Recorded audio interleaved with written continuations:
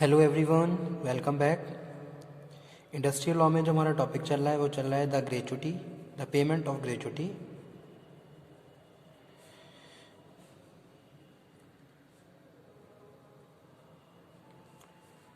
Act 1972।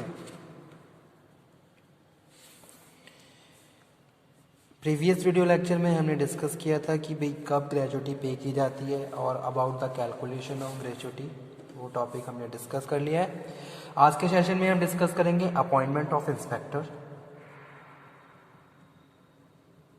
Appointment of inspector section 7A cover करता है इस टॉपिक को अंडर ग्रेचुटी एक्ट 1972। ठीक है, तो यहाँ पे हम जो अपॉइंटमेंट की बात कर रहे हैं by notification, bye notification the appropriate government. Appropriate government, appropriate government की डेफिनेशन हम हर एक्ट में डिफाइन कर चुके हैं। ठीक है, तो उसमें हमने कुछ सर्टेन केसेस बताए हैं जिसमें एप्रोप्रिएट गवर्नमेंट कंसीडर की जाती है। जैसे कि अगर हम बात कर रहे हैं एप्लीकेबिलिटी ऑफ ग्रेचुटी एक्ट, तो अगर ऑयल है, ऑयल फील्ड है, माइन है, मेजर पोर्ट हैं, तो इनके लिए एप्रोप्रिएट गवर्नमेंट सेंट्रल गवर्नमेंट होगी। अदरवाइज जो एस्टेब्लिशमेंट है, शॉप हैं, फैक्ट्रीज जिन्हें हम बता रहे डिस्कस कर एज अ फैक्ट्री डिस्कस कर रहे हैं, तो वो जिस स्टेट में सिचुएटेड है वो स्टेट की गवर्नमेंट उसके लिए एप्रोप्रिएट गवर्नमेंट कंसीडर की जाएगी। ठीक है, लेकिन कुछ सर्टेन प्रोविजंस हैं, कुछ सर्टेन केसेस हैं जिसमें एप्रोप्रिएट गवर्नमेंट को डिफाइन किया गया है। ठीक है, तो यहाँ पे हम बात कर रहे हैं by notification the appropriate government may appoint, यानी कि जो अपॉइंट इंस्पेक्टर है इसको एप्रोप्रिएट गवर्नमेंट अपॉइंट करती है by notification. May appoint as many inspector as it deems fit for the purpose of the act. ठीक है, इस एक्ट का जो भी पर्पस है, जो भी प्रोविजंस हैं, उनको इम्पोज करने के लिए इंस्पेक्टर को अपॉइंट किया जाता है by the notification of appropriate government. वही हम डिस्कस कर रहे हैं।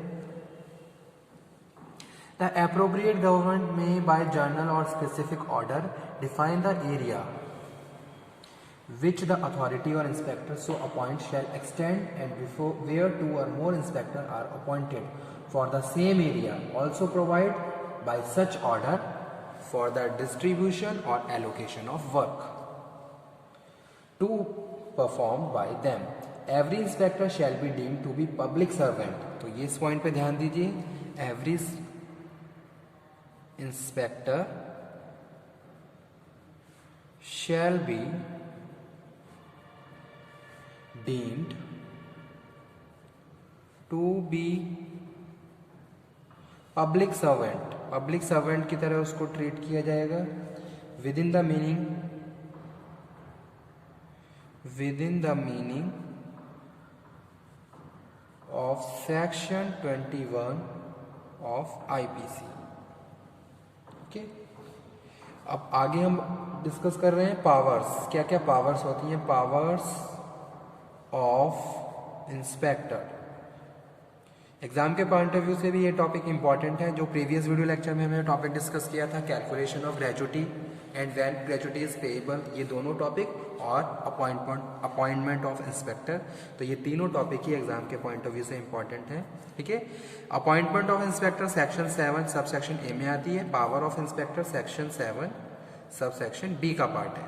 तो सेक्शंस भी आपको याद होने चाहिए अगर आप लॉ पढ़ रहे हो। ठीक है, तो यहाँ पे हम बात कर रहे हैं power of inspector section B, section 7 sub section B. An inspector may exercise all or any of the following powers, जो भी हम डिस्कस करेंगे अभी, for the purpose of ascertaining the compliance of the various provision of the act. ठीक है,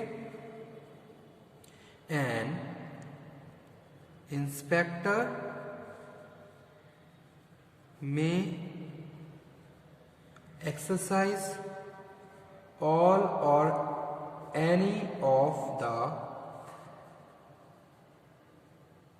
following power for purpose of ascertaining the compliance, यानी कि audit की बात कर रहे हैं यहाँ पे हम, ऑफ वेरियस प्रोविजन, यानी कि जो इंस्पेक्टर है वो ये जाके चेक करेगा कि भाई under payment of gratuity act जितने भी प्रोविजंस बने हैं वो एस्टेब्लिशमेंट फैक्ट्रीज यानी कि जो भी प्रेमिसेस है वहाँ पे वो फॉलो किए जा रहे हैं या नहीं किए जा रहे हैं, तो उसकी इंश्योरिटी, उसका investigation checking by the inspector की जाती है। तो वही चीज़ डिस्कस कर रहे हैं, वेरियस प्रोविजंस ऑफ एक्ट। ठीक है, फर्स्ट क्या है यहाँ पे, first power to furnish such information as may consider necessary, to furnish such information जो कि क्या है, नेसेसरी है, एज ही में consider necessary.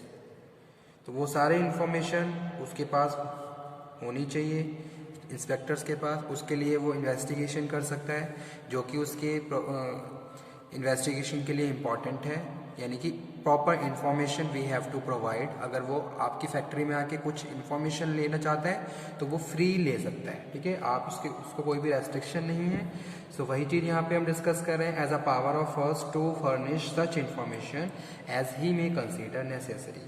Second one, enter and inspect, enter and inspect, कभी भी आके वो आपकी फैक्ट्री में एंट्री ले सकता है और इंस्पेक्शन कर सकता है एट ऑल रीजनेबल आवर्स, यानी कि जो भी आपके वर्किंग रीजनेबल आवर्स होते हैं। एंड प्रेमिसेस ऑफ प्लेस, किसी भी प्लेस पे जाके वो चेकिंग कर सकता है। Any factory, mine, oil field, plantation, port, railway company, shop और other establishment to which the act apply, जिस पे भी एक्ट अप्लाई होता है। Okay, for the purpose of examining the registers, records, notice और other documents required to be kept और exhibited under this act. Third one बात कर रहे हैं, examine the employer, examine the employer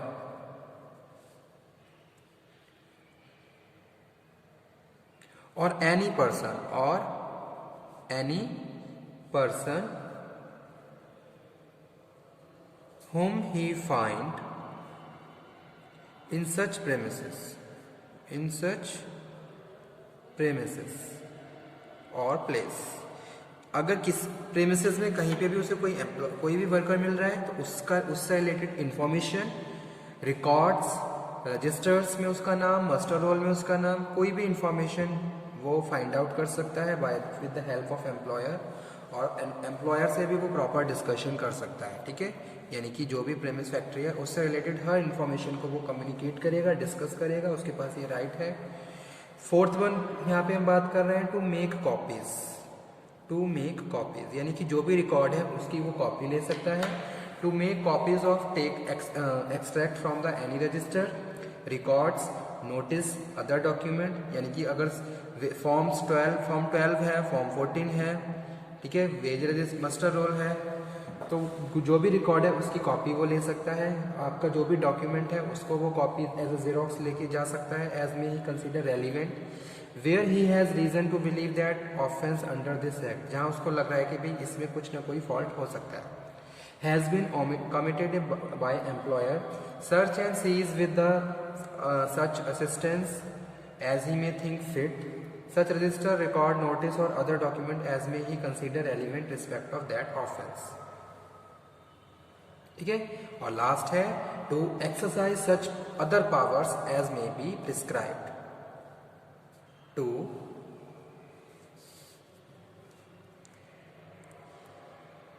exercise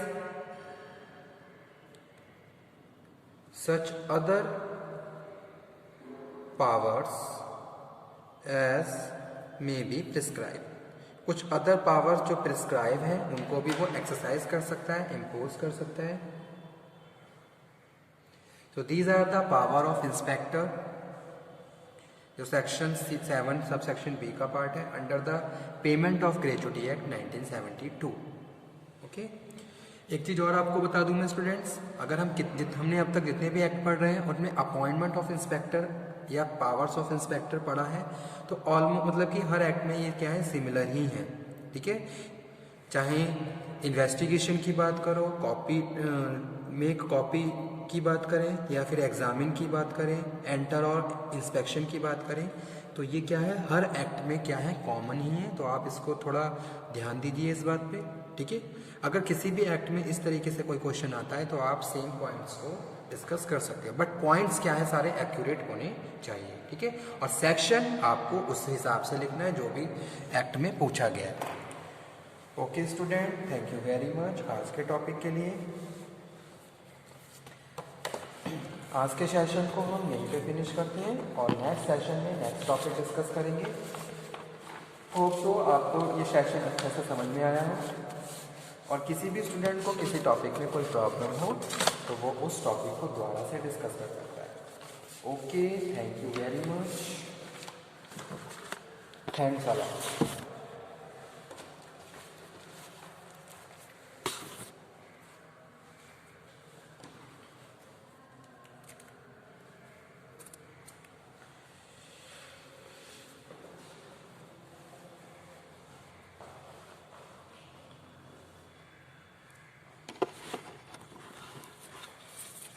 okay student, इस session को हम यहीं फिनिश करते हैं।